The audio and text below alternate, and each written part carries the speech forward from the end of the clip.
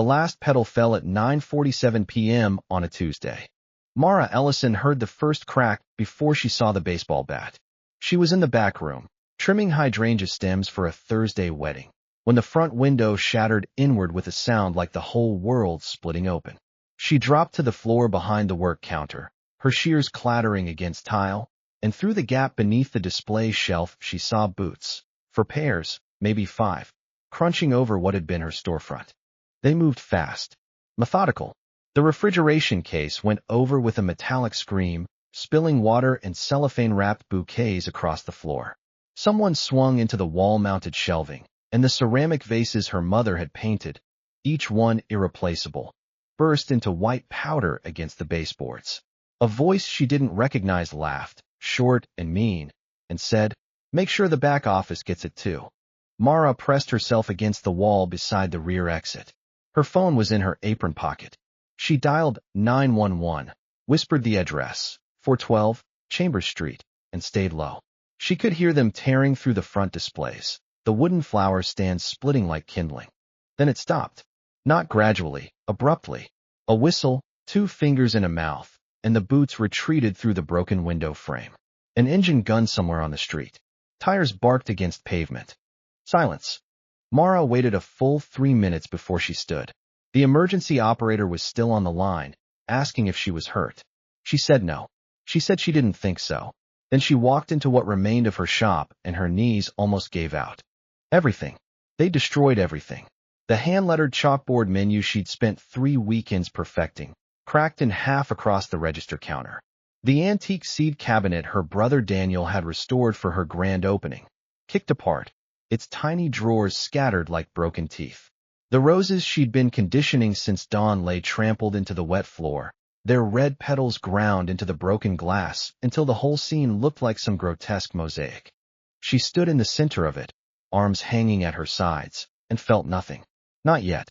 The feeling would come later, she knew, probably at 3 a.m. when she was alone and the adrenaline had burned off. Right now there was only a hollow ringing in her ears and the distant sound of sirens. The police came. They took photographs. They asked if she had enemies, if she owed money, if she'd seen faces. Mara shook her head to all of it. The officers were sympathetic but unhurried. They gave her a case number and told her to call her insurance company in the morning. She spent the night on the floor of the back room, unable to leave, unable to sleep. At dawn she called Naomi. "I'll be there in 20 minutes, Naomi said, and hung up before Mara could tell her not to bother. By the time the morning light fully hit the ruined storefront, Mara had swept a single path from the back room to the street. She stood in it, holding a broom, staring at the spray of glass that glittered across the sidewalk like frost. The insurance adjuster had already called back, denied. Property dispute exclusion, he'd said. Something about ongoing commercial litigation in the zone. Mara didn't even know what that meant. She was still standing there, broom in hand, when she heard the engines. Not one engine. Not 2. A rolling wall of sound that started as a distant growl and grew until the very glass fragments on the sidewalk seemed to vibrate. Mara's stomach dropped. She gripped the broom handle like a weapon and stepped backward into the doorframe. What was left of it? Because the last time she'd heard engines like that, her shop had been intact. They came around the corner of Chambers Street in formation. 23 motorcycles, she would count later. Heavy cruisers, mostly Harleys, chrome catching the early sun. They pulled to the curb in a line so precise it looked rehearsed, and one by one the engines died. The silence that followed was enormous. The man in front dismounted first. He was tall, broad through the shoulders, with a silver-streaked beard trimmed close to his jaw and hands that looked like they'd broken things and built things in equal measure. His leather vest bore the patches she recognized from news segments and highway sightings, the winged death's head of the Hells Angels. He didn't speak to her immediately. He stepped through the shattered window frame. There was no door left to open, and his boots crunched across the destruction with a measured, deliberate pace. His eyes swept the room the way a general surveys a battlefield. Then he stopped. On the floor, half buried under a collapsed shelf, was a photograph in a water-warped frame. The man crouched, brushed away the debris with surprising care, and lifted it. He studied the image, a young man in riding gear, grinning beside a motorcycle loaded with emergency supply packs, a mountain road behind him. He turned to Mara. His eyes were pale gray, steady as stone. You and Daniel Ellison, he said. What's the relation? Mara's breath caught. He was my brother. The man held her gaze for a long moment. Then he pulled off his riding gloves, one finger at a time, and tucked them into his belt. Then this shop, he said. Today, nobody takes it from you. He turned to the line of men still standing beside their bikes, raised his chin once, and they began to move. Mara blocked his path. Wait. Her voice was steadier than she expected. I don't know you. I don't know what you want. And I don't accept favors I can't understand. The man looked at her with something that might have been respect. Name's Victor, he said. Your brother pulled 3 of my guys out of a wreck on Route 9 in 2014. Field splinted a broken femur with a tent pole and didn't leave until the ambulance arrived. He held up the photograph. Back of this picture, there's a date and GPS coordinates. I know because I wrote them there. Mara took the photograph from him. She turned it over. There, in faded blue ink, September 14th, 2014/42.7312 degrees north, 73.6877 degrees west. And below it, in handwriting she didn't recognize, debt unpaid. She looked back at Victor. And you think helping me cleans this debt? I think your brother never would have asked, Victor said. Which is exactly why I'm offering. He glanced around the wreckage. But you say no, we ride out. Your call. Mara looked at the photograph in her hands. At Daniel's grin. That reckless, generous, impossible grin that had gotten him into every good thing and every dangerous thing in his short life. She thought about the insurance denial. About the case number that would go nowhere. About the lease payment due in 16 days. I'm not agreeing to anything permanent, she said. And I want to know exactly who did this to my shop before anyone starts cleaning. Victor's mouth curved. Not quite a smile, but close. That, he said, is the right first question. By 10 o'clock, the sidewalk in front of 412 Chambers Street looked like a staging area for a construction project, which, technically, it was about to become. Victor sent 2 of his men to City Hall on foot. They returned 40 minutes later with a temporary emergency cleanup permit, stamped and dated, which they taped to the inside of the remaining window frame. You need a permit for debris removal if it extends onto public sidewalk, Victor explained when Mara raised an eyebrow. We do this clean. Documented. No shortcuts. Mara watched from the salvageable portion of her back room as 8 men in leather vests methodically cleared broken glass into labeled contractor bags. They wore work gloves. They moved with efficiency. One of them, a lean man with a shaved head and a carpenter's pencil behind his ear, was taking measurements of the damaged walls with a tape measure and recording numbers in a small notebook. Naomi arrived at 10:30, her building inspector's badge still clipped to her jacket from an early morning site visit across town. She stopped short at the sight of the motorcycles lining the curb. Mara, she said it flat, the way she said things when she needed an explanation in the next 5 seconds. They knew Daniel, Mara said. She was sitting on an overturned milk crate, the photograph in her lap. From a rescue ride in 2014. Naomi looked at Victor, who was directing 2 men to brace a cracked ceiling joist with a temporary support beam. And they just happened to show up the morning after? He saw the news, Mara said. Local station ran it at 6 a.m. They used my file photo from the grand opening. Daniel's picture was in the window display. Naomi sat down on the crate beside her. Have you verified any of this? Mara turned the photograph over and showed her the coordinates and date on the back. I need to check Daniel's old files. He kept logs of every ride, dates, mileage, who he helped. They should be in the storage unit. I'll drive you, Naomi said immediately. After, Mara looked at the wreckage being carefully sorted around her. First, I need to understand what happened here. The insurance company said, property dispute exclusion. What does that mean? Naomi's expression shifted. Professional now, the building inspector surfacing. It means there's an active commercial claim or litigation attached to this address or zone. Could be a zoning dispute, an eminent domain filing, a development protest, anything that reclassifies damage as dispute-related rather than random crime. She pulled out her phone. Give me an hour. I can check the municipal filings. While Naomi made calls from the back alley, Mara helped sort salvageable inventory from total losses. The wedding hydrangeas were ruined. She'd need to call the bride. The thought made her throat tight with shame, but she pushed it aside. 3 of her 5 refrigeration units were beyond repair. The antique seed cabinet was destroyed, but the walk-in cooler in the back had survived intact. The attackers apparently hadn't found the door behind the supply shelves. Victor appeared beside her as she inventoried the cooler's contents. "We found something," he said, "under the front counter. Looks like it was there before the damage." He led her to the front of the shop, where 2 of his men had carefully pulled back the cracked laminate flooring beneath where the register had stood. The counter itself had been smashed, and the force had split the floor panels, revealing a narrow gap between the subfloor and the foundation. "That's an old maintenance access layer," Mara said, kneeling. "The building's from the 1940s. Daniel told me about it when I signed the lease. Said the original owner used it to run extra electrical conduit." Inside the gap, pressed flat between the plywood subfloor and a vapor barrier, was a tube of rolled paper. Mara reached in and pulled it out. The tube was sealed with packing tape that had yellowed with age, and written across it in black marker, in Daniel's handwriting, were the words, "Drainage Survey, do not discard." Mara sat back on her heels. Her hands were shaking. "You know what this is?" Victor asked. "No," she said, "but I know whose handwriting that is." She broke the seal carefully. Inside were 3 large sheets of engineering paper, hand-drawn survey measurements of the drainage system beneath Chambers Street, annotated with elevations, pipe diameters, flow directions, and dozens of small red X marks. In the margins, Daniel had written notes. "Invert elevation doesn't match city records.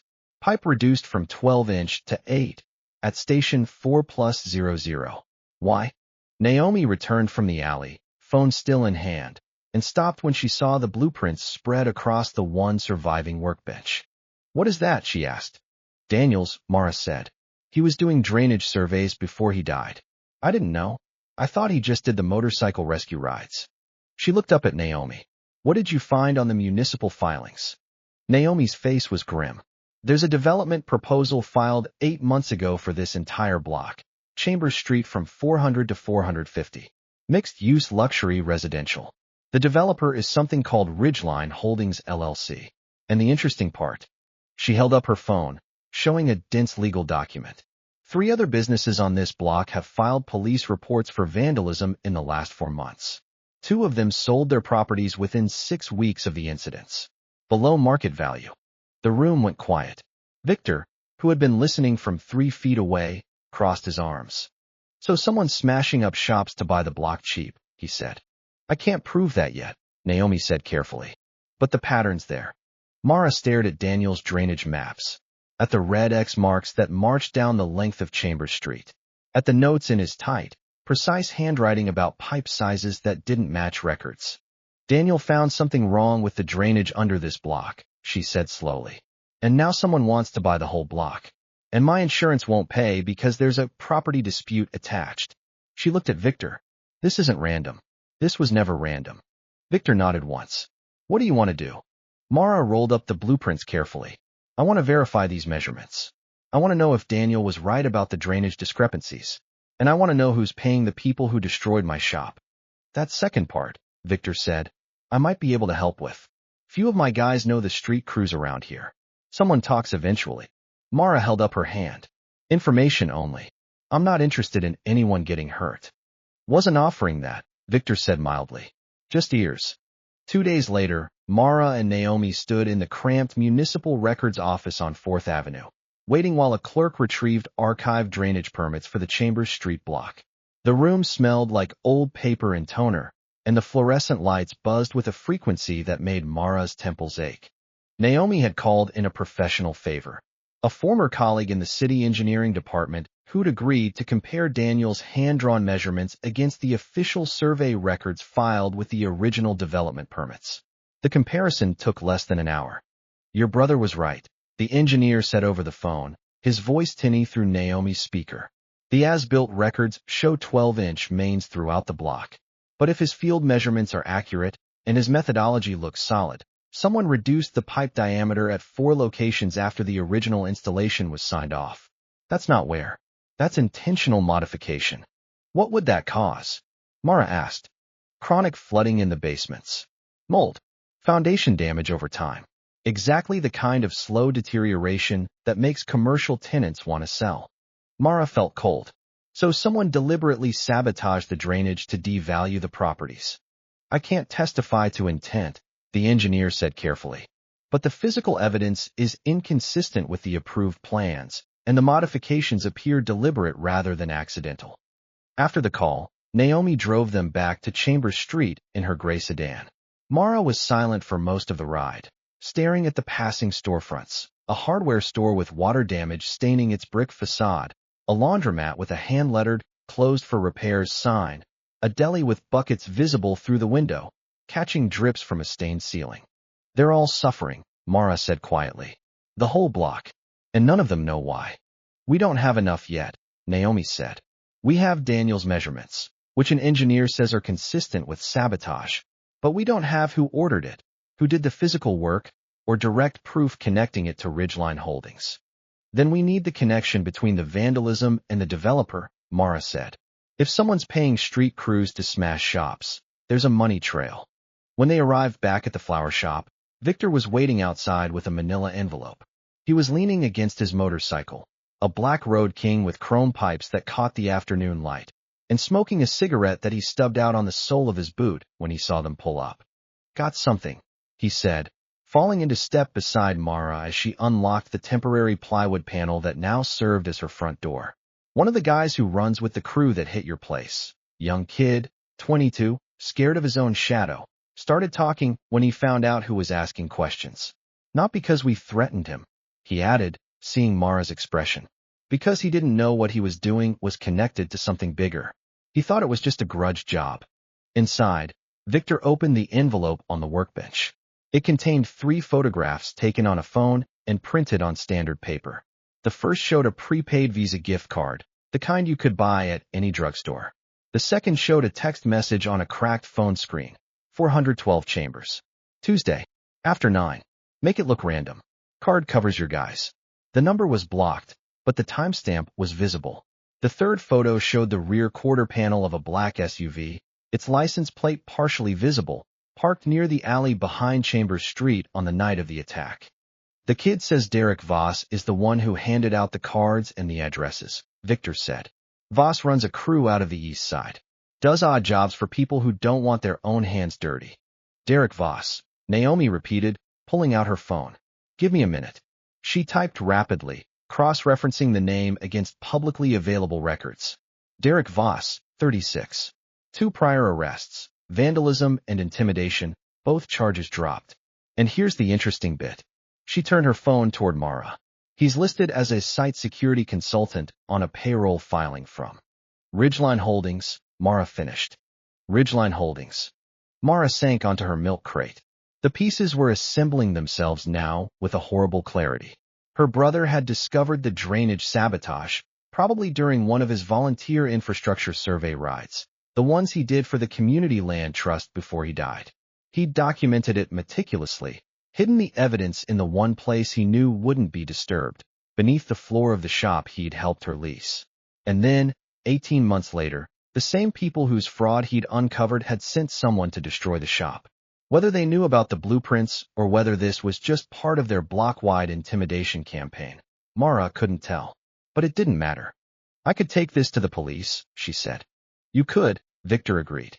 And they'd open a file. Maybe investigate. 6 months, 8 months down the road, maybe charges. By which time Ridgelines bought the rest of the block and broken ground, Naomi added. Mara looked at the blueprints, the photographs, the text message printout. No, she said. I'm not going to the police. Not yet. Not until I have enough to take to the city planning board directly. If this developer filed permits based on drainage specs they knew were false, that's grounds to revoke the entire project approval. Victor studied her. That's a harder road. It's the one that actually stops them. Mara stood up. But I need the other businesses on this block to know what's happening. They're selling because they think the flooding is bad luck and the vandalism is random. If they knew it was coordinated. Some of them might not sell, Naomi finished. And their testimony strengthens the complaint. Mara nodded. I'm going door to door tomorrow. Every shop owner on the block. She looked at Victor. I don't need muscle for that. Just truth. Understood, Victor said. But the rebuild starts in 2 days regardless. We filed the work permit this morning, structural repair, debris removal, window replacement. All above board, all documented. He paused. Your brother's debt isn't just about a shop, Mara. It's about making sure the thing he found doesn't get buried again. That night, alone in her apartment 6 blocks from Chambers Street, Mara opened the storage box she'd kept since Daniel's funeral. His ride logs were there, spiral-bound notebooks full of dates, routes, contacts. She found the entry for September 14, 2014. Route 9, mile marker 47. 3 riders down, mechanical failure on curve. Splinted one femur, stabilized another until EMS arrival. Club members wouldn't give names, but the tall one with the gray eyes said he'd remember. She closed the notebook and set it beside the drainage blueprints on her kitchen table. Her brother had been dead for 3 years, and he was still saving her. The rebuild began on Thursday morning under a sky the color of wet cement. Victor's crew arrived in a rented box truck loaded with lumber, drywall, replacement glass panels, and hardware, all purchased from a building supply company 40 minutes outside of town, receipts kept in a folder that Naomi had insisted on maintaining from the start. If anyone questions where the materials came from, she'd said, we show them vendor invoices and permit stamps. No ambiguity. Mara spent the morning before the crew arrived going door to door along Chambers Street. She started at 402, the hardware store with the water-stained facade, and worked her way down. She carried copies of Daniel's drainage survey and a 1-page summary Naomi had helped her write, explaining the discrepancy between the filed plans and the actual infrastructure beneath their feet. Some owners were skeptical. The man at the deli, a stout 50-year-old named Frank who'd been dealing with basement flooding for 2 years, looked at the survey and then at Mara with narrowed eyes. And you're telling me someone did this on purpose? To drive us out? I'm telling you what my brother measured and what a licensed engineer confirmed, Mara said. I'm not asking you to take my word for it. I'm asking you to have your own basement inspected before you sign any sale agreement. By noon, she'd spoken to 9 business owners. 6 agreed to delay any pending negotiations with Ridgeline Holdings until they could verify the drainage claims independently. 2 had already sold. Their properties were gone. 1 refused to speak to her at all. When she returned to the flower shop, the transformation was already visible. The shattered front window had been reframed and measured for new glass. The cracked ceiling joist was properly replaced, not just braced, with a pressure-treated beam that 2 of Victor's men were bolting into place while a third held a level against it. The destroyed flooring had been pulled up entirely, revealing the old maintenance access layer where Daniel's blueprints had been hidden. Victor was on the sidewalk, speaking with a uniformed city inspector who'd arrived to verify the permit compliance. Mara watched the interaction. Victor was calm, respectful, showing documents on a clipboard. The inspector checked the structural work, nodded, signed something, and drove away. All clean? Mara asked when Victor came back inside. All clean. Inspection passed on the joist replacement and the electrical isolation. He surveyed the gutted interior. We'll have walls and windows by Saturday. Floor by Monday. And the flower shop? Mara asked. It's not just walls and floors. It's refrigeration, it's supply lines, We'll get to it. 1 layer at a time. Victor paused, looking at her. You look like you haven't slept. I haven't slept well since Tuesday night, she admitted. And it's about to get worse. I went up and down the block today. People are listening. Which means whoever's behind Ridgeline is going to notice that their easy purchases just got harder. As if to prove her point, Naomi called 20 minutes later. Her voice was tightly controlled, the way it got when she was angry and trying to sound professional about it. I just got a call from my department supervisor, Naomi said, asking why I've been involving myself in a private real estate matter outside my jurisdiction. Direct quote. Mara's stomach tightened. Someone complained about you? Someone with enough pull to reach my supervisor on a Thursday afternoon about a matter that has nothing to do with my official caseload. Mara, someone is watching what we're doing. Are you in trouble? Naomi was quiet for a moment. I'm not going to stop, but I need to be more careful about what's done on the clock versus off. And you need to know, if they're pressuring me professionally, they might try other angles on you. The other angle came that evening. Mara was alone in the shop at 7 p.m., photographing the day's reconstruction progress for the documentation file Naomi had asked her to keep. The street was quiet. The crew had left at 5. The other businesses were closed. She heard footsteps on the sidewalk and looked up to see a man she didn't recognize standing in the new doorframe. He was mid-30s, lean, with a shaved head and a leather jacket that was too new to have been earned. His smile didn't reach his eyes. "You Mara?" he asked. "Shop's closed." She kept her phone in her hand, camera still open. "Not here to buy flowers." He leaned against the doorframe, blocking the exit with studied casualness. "Heard you've been talking to people on the block, showing them papers, making trouble." "I've been sharing public engineering records with my neighbors," Mara said. "That's not trouble." "Depends on who you ask." He looked around the half-rebuilt interior. "Nice work. Lot of effort for a place that might not be standing in 6 months. Is that a threat?" "It's real estate advice."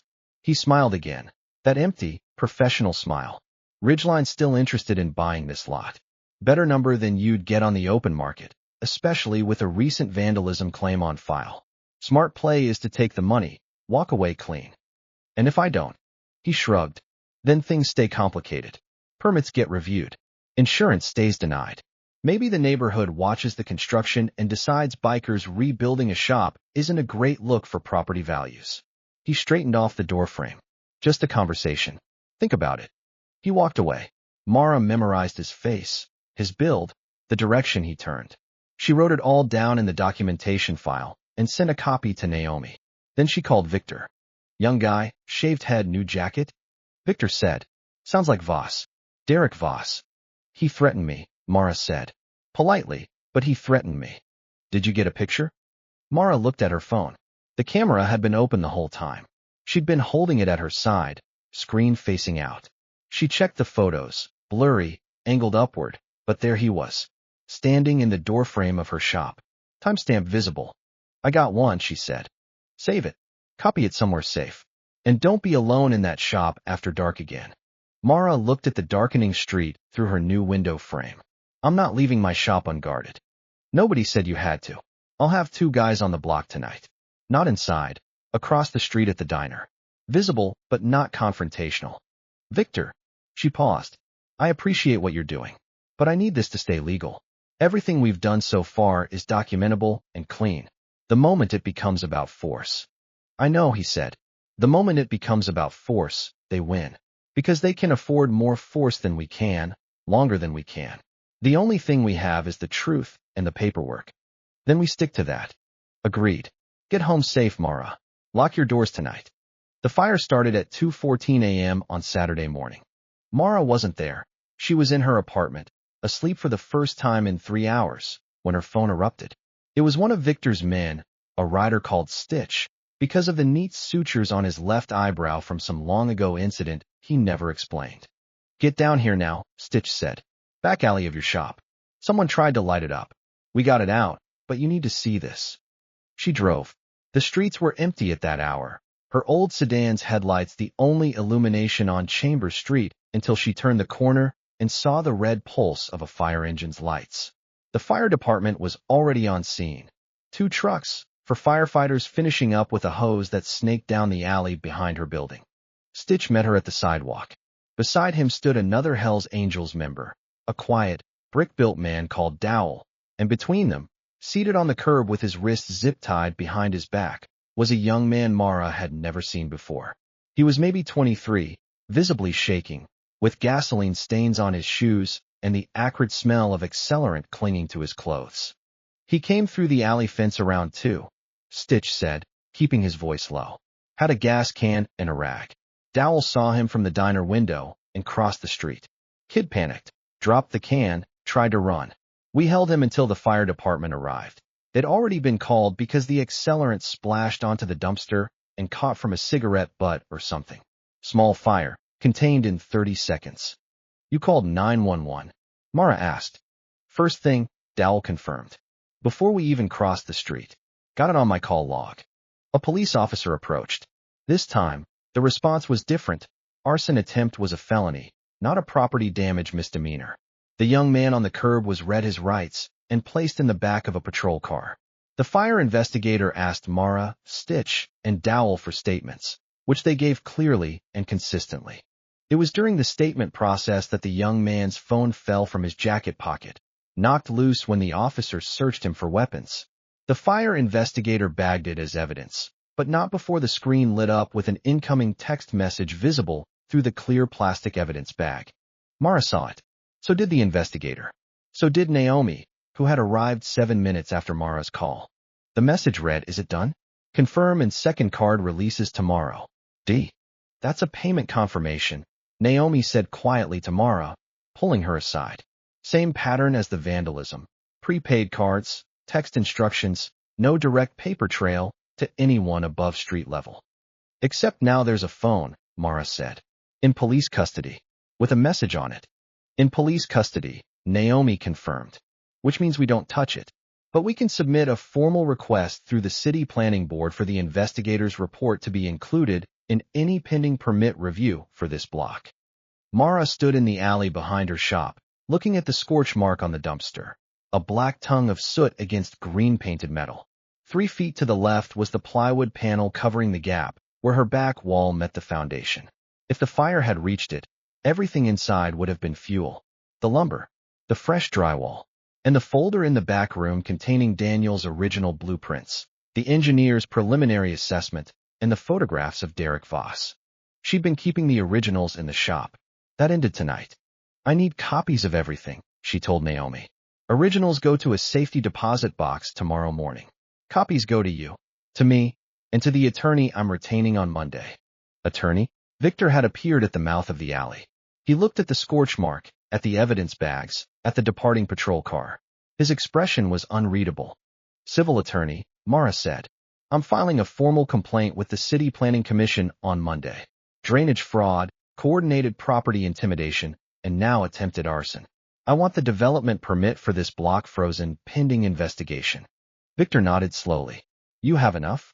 "I have Daniel's measurements, an engineer who'll confirm them, a documented pattern of vandalism correlating with property purchases, the photo of Voss at my shop, witness statements from tonight, and whatever that phone yields." She exhaled.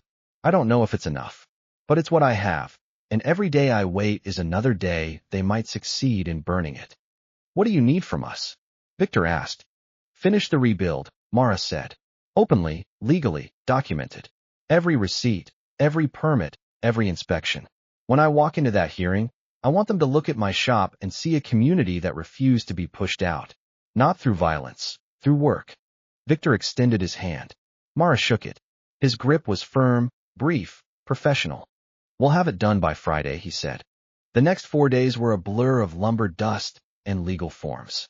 Naomi helped Mara draft the formal complaint, pulling together the drainage survey, the engineer's statement, police reports from the vandalism and arson attempt, and declarations from 6 Chambers Street merchants documenting flooding damage and suspicious purchase offers. The attorney, a sharp woman named Catherine Boyle who specialized in municipal fraud, reviewed everything and filed it Wednesday afternoon. On Thursday, the City Planning Commission sent notice to Ridgeline Holdings LLC that their development permit for the 400 block of Chambers Street was under emergency review.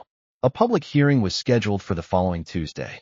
On Friday evening, Mara stood in her rebuilt shop and ran her hand along the new front counter, solid oak, built by the man with the carpenter's pencil behind his ear. The walls were painted soft green. The new refrigeration units hummed steadily. The glass in the front window was clear and whole, with space left, intentionally, for a single framed photograph.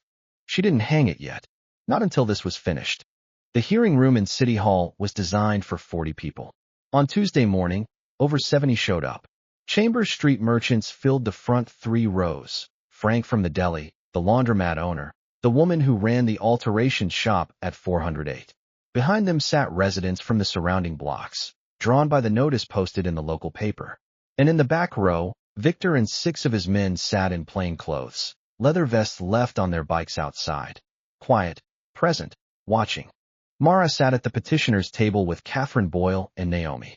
In front of her was a folder containing every piece of evidence they'd assembled: Daniel's drainage survey, the engineer's verification report, photographs of the undersized pipes, the pattern of vandalism reports, the photo of Derek Voss at her doorstep, the fire investigator's report, including the text message found on the arsonist's phone. and signed declarations from 6 merchants detailing suspicious below-market offers from a representative of Ridgeline Holdings.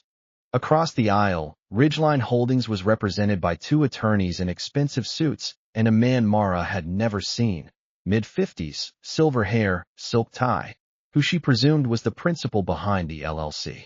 He looked bored, confident, the look of a man who had sat through complaints before and walked out the other side unscathed. The chair of the Planning Commission, a methodical woman named Commissioner Barrow, called the hearing to order and invited the petitioner to present. Mara stood. Catherine had offered to make the presentation, but Mara had declined. This was her shop, her brother's discovery, her neighbor's suffering. She was going to be the one to say it. Commissioners, she began. Her voice was steady. She'd practiced this in her apartment for 2 days straight, reading it to the walls until the words felt like breathing. My name is Mara Ellison. I own and operate a flower shop at 412 Chambers Street. 3 weeks ago, my shop was destroyed by vandals. 2 weeks later, someone attempted to set it on fire. I'm here today because these were not random acts of violence. They were part of a coordinated campaign to acquire the properties on my block through intimidation and infrastructure sabotage. She laid out the evidence methodically. The drainage survey first, Daniel's measurements, the engineer's confirmation, the discrepancy between filed plans and physical reality. Then the pattern. For businesses vandalized, 2 sold below market value within weeks, all purchase offers traceable to the same entity. Then the personnel connection. Derek Voss, listed as a security consultant for Ridgeline Holdings, identified at her shop delivering threats, connected through witness testimony to the crew that destroyed her store. Then the arson attempt, the accelerant, the arrested individual, the text message on his phone confirming a payment structure identical to the one described by the vandalism witness. She spoke for 22 minutes. She didn't raise her voice. She didn't editorialize. She presented facts, documents, and testimony with the precision of someone who'd learned that the truth doesn't need decoration. It needs structure. When she finished, Commissioner Barrow turned to Ridgeline's counsel. The lead attorney stood.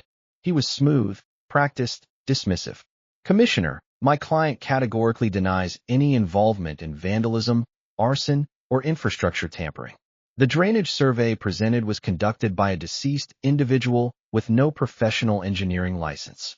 The alleged text message is currently under police investigation and has not been admitted as evidence in any criminal proceeding.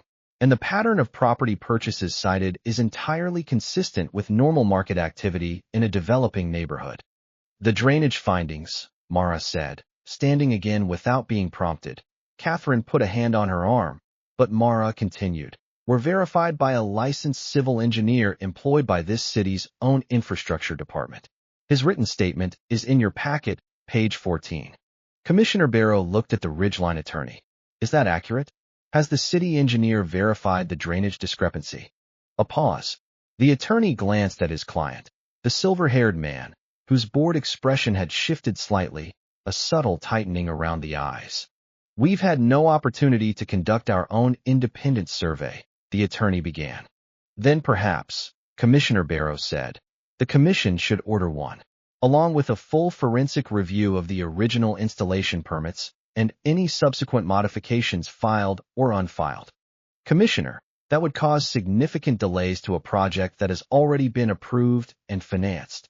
A project that has been approved, Commissioner Barrow said, removing her reading glasses, based on infrastructure specifications that a city engineer says don't match what's actually in the ground. That alone is grounds for a pause. The hearing continued for another 40 minutes. Ridgeline's attorneys argued for expedited review, limited scope, continued approval pending investigation. Commissioner Barrow and the 4 other board members asked pointed questions. Frank from the deli was called to testify about his basement flooding and the purchase offer he'd received 3 weeks after reporting it. The laundromat owner described identical timing. At the end of the session, the commission voted 4-1 to freeze Ridgeline Holdings' development permit pending a full independent drainage survey, a review of all property transactions on the 400 block in the previous 12 months, and the outcome of the criminal arson investigation. The silver-haired man left the hearing room without speaking to anyone. His attorneys followed, carrying their briefcases with the rigid posture of men who would be making difficult phone calls in the next hour. Mara sat at the petitioner's table for a long time after the room emptied. Naomi sat beside her. Catherine packed up the evidence folders. "It's not over," Catherine said. "They'll challenge the freeze. They'll bring their own engineers. There'll be motions and counterfilings." "I know," Mara said. "But the permit's frozen. And once that independent survey confirms your brother's findings, which it will, the fraud charges become viable." Catherine closed her briefcase. "Your brother did good work, Mara." "He always did," Mara said. Outside City Hall, the sun was warm on the limestone steps. Victor was leaning against the iron railing at the bottom, arms crossed, watching her descend. "Heard it went well," he said. "Permits frozen. Investigation ordered." She stopped on the step above him, which put them almost at eye level. "Thank you. For all of it." "Don't thank me yet," Victor said. "Shop's not done until you open the doors." "Saturday," Mara said. "Grand reopening. You're all invited. But," she held up a finger, "you have to buy flowers." For the first time since she'd known him, Victor laughed. It was short, rough, surprised, the laugh of a man who didn't expect to be amused. "Deal." Saturday came bright and dry. The shop at 412 Chambers Street was unrecognizable, not because it was different, but because it was more fully itself than it had ever been. The walls were that soft green Mara had always wanted but never gotten around to painting. The new counter was broader, with space for a small workshop area where she could teach flower arranging. The back room had been expanded by 6 feet. Victor's carpenter had discovered that the old wall wasn't load-bearing and proposed the modification during the rebuild. A community bulletin board hung near the entrance, already pinned with notices from neighboring businesses. The refrigeration units glowed with color: roses, lilies, sunflowers, orchids, arranged with the precise, generous artistry that had made Mara's wedding work sought after for years. On the new counter, a small sign read, "Community Workshop Saturdays, 2 p.m. All welcome." And in the front window, in a new frame made from reclaimed oak salvaged from the old ceiling joist, was Daniel's photograph. Young, grinning, astride his motorcycle with those supply packs strapped behind him. Below it, in small text on a brass plate, Mara had engraved, "Daniel Ellison, 1983 to 2023. He stopped for everyone." The motorcycles arrived at noon, 23 of them, in formation, pulling to the curb the same way they had 3 weeks earlier. But this time, when they dismounted, they didn't find broken glass. They found a shop full of flowers, a woman holding the door open, and a hand-lettered chalkboard menu that listed, among the roses and arrangements and wedding packages, a single new item at the bottom. One Brotherhood bouquet, on the house, once a year, for any rider who stops when someone needs help. Victor walked in last. He looked around, at the clean walls, the humming coolers, the photograph in the window. He looked at Mara. "Looks like home," he said. "It is," she said. "Thanks to Daniel. Thanks to you. And thanks to a lot of receipts and permits." She smiled. "You want to pick your flower?" He studied the arrangements with unexpected seriousness, then pointed to a single stem of blue thistle in a narrow vase. Sharp, sturdy, not particularly beautiful, but enduring. "That one," he said. Mara wrapped it for him anyway, brown paper, twine, the way she wrapped everything, because the wrapping was part of the gift. Outside, Chambers Street was coming back to life. Frank's Deli had new awnings. The laundromat had reopened. The alterations shop had a handwritten sign in the window, under new management, same neighbors. The drainage survey was scheduled for next month, and Catherine Boyle's office had already received word that the arsonist's phone records were being subpoenaed in connection with a broader fraud investigation. Nothing was finished. Not really. The legal battles would continue for months. Ridgeline Holdings would fight with lawyers the way they'd first fought with baseball bats, just more expensively. But the block was held. The shops were open. The truth was documented, filed, and public. And in the window of a flower shop on Chambers Street, a dead man's photograph watched over a neighborhood that had learned, through broken glass and rebuilt walls, that sometimes the people who stop to help aren't the ones you expect. But they're always the ones who remember a debt.